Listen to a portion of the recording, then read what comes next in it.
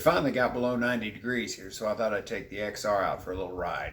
I hadn't rode it since I put the new brake lines on, and I wanted to make sure there wasn't any leaks, everything was clearing just fine, especially that rear brake line that went by the belt. Everything works perfect. I especially like the looks of the front setup with the splitter there and the way it wraps around the headlight. It just looks good.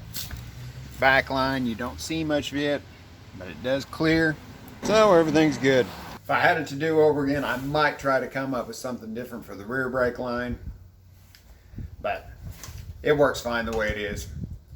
As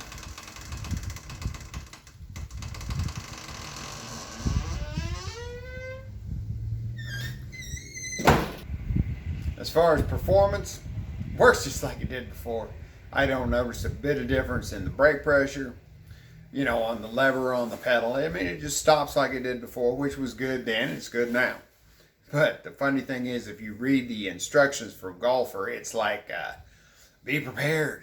This is going to be like a whole different bike. It's going to brake so much better that if you're not ready for it, you may wreck. Yeah, no, it's not that different. I've never noticed them being that different going from these two, going from rubber to braided stainless.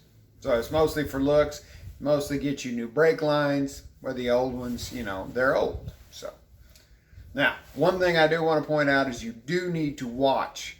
You do need to look at and check out your brake lines, because I have had some braided stainless lines break.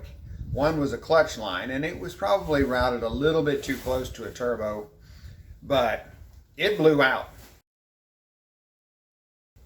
The wire degraded, and it just popped that Teflon liner right through the side. And that meant I had to drive about 150 miles speed shifting because I had no clutch.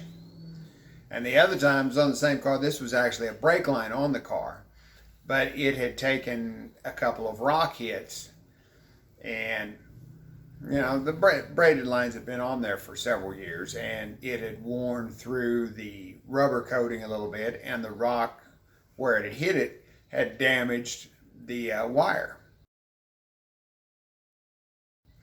And so it was probably one really hard stop away from popping on it. So you do need to watch them.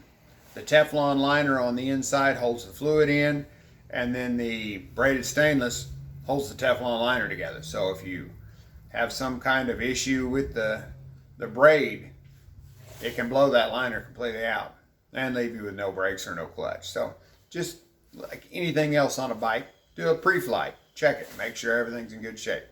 Other than that, I'm happy with it.